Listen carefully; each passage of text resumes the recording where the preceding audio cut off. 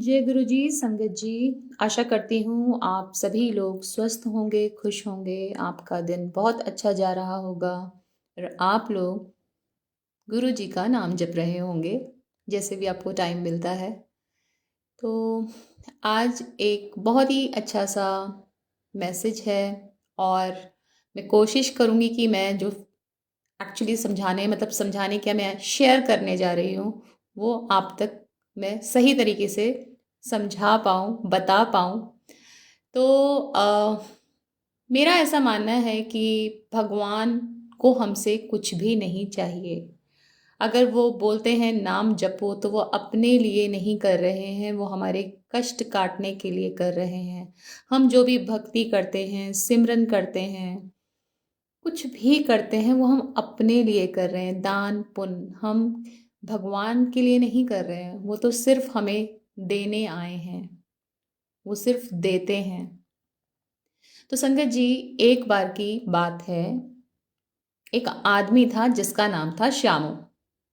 श्यामू एक सेठ के यहाँ पे ना नौकरी करता था। बहुत मेहनती था, बहुत लॉयल था, सेठ का बहुत वफादार था। कुछ दिनों से बड़ा उदास था, उसका दिमाग काम में था ही नहीं, इधर उधर कुछ ना कुछ सोचता रहता था।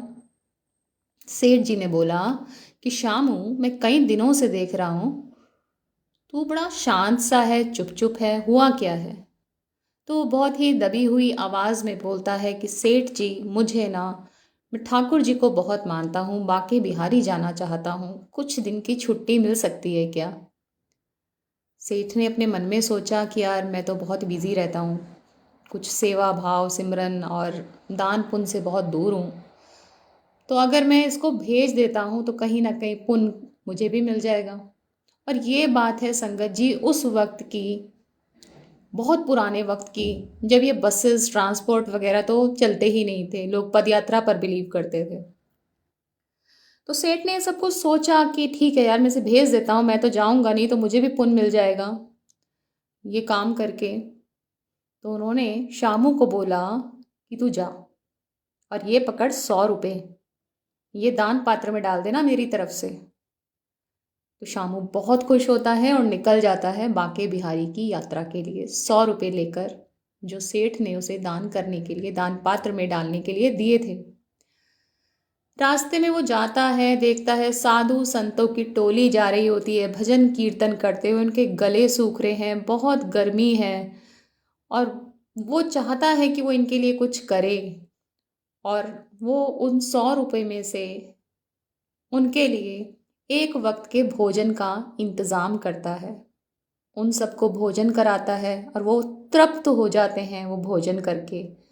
पर पता है ये सब करने में 99 रुपये निकल जाते हैं। अब 1 रुपया बचता है। जब वो बांके बिहारी के चरणों में जाता है उनके दर्शन करने, तो उनसे माफ़ी मांगता है कि भगवान, सेठ जी ने तो 100 रुपये दिए थे, अब मेरे पास तो सिर्फ 1 रुपया बचा है।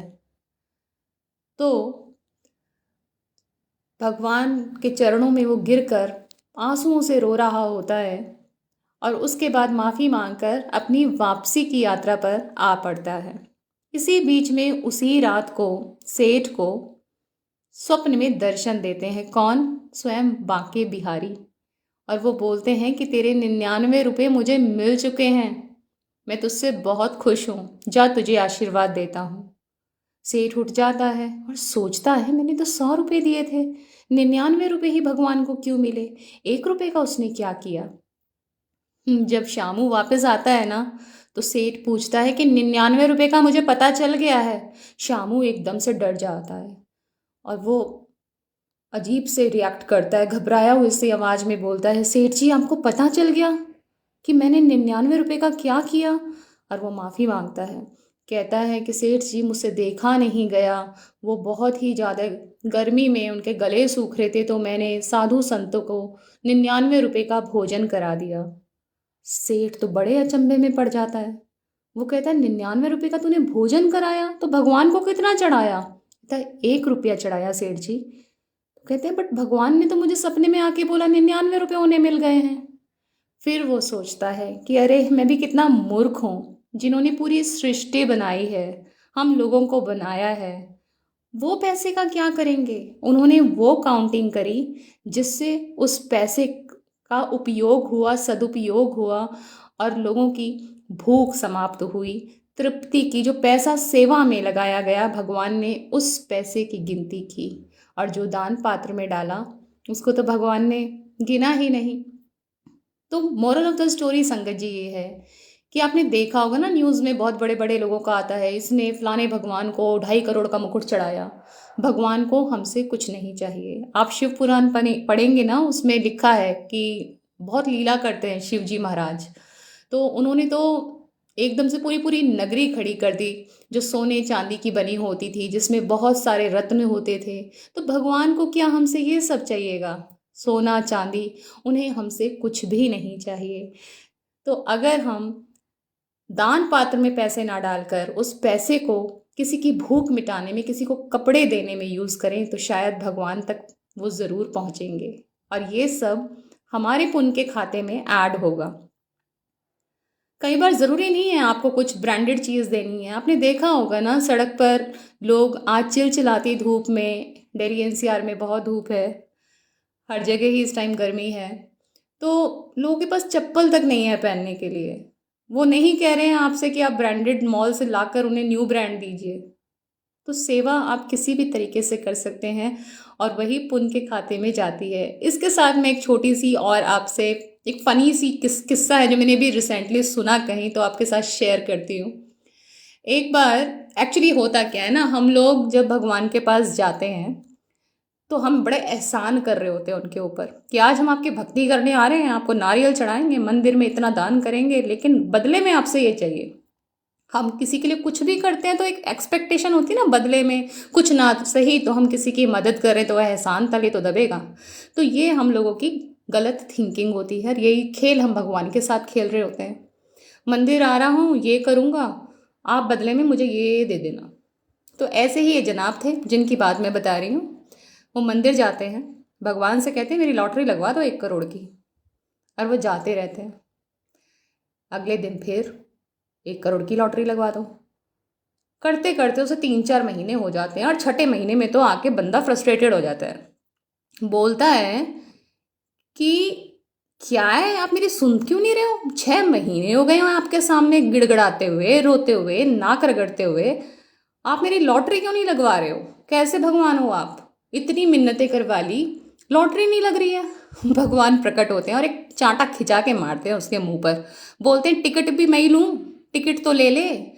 तो फनी है, but moral of the story ये है कि हम कुछ भी नहीं करना चाहते हैं, सब कुछ भगवान से करवाते हैं। हम कर्म तो करें, आगे तो बढ़ें, परिणाम उनके ऊपर छोड़ देते हैं। हम वो भी नहीं करना चाहते। हमने भगवान को एक नौकर या रामू काका बना के छोड़ रखा है कि आप हमारे लिए ये कर दो, वो कर दो, वो कर दो। बट अगर हम अपने फ्रेंड से कुछ करवाना चाहें तो क्या हम उससे ये कहेंगे घर का गीज़र खराब है ठीक करवा ला, सिलेंडर ख़त्म हो गया सिलेंडर ले आ?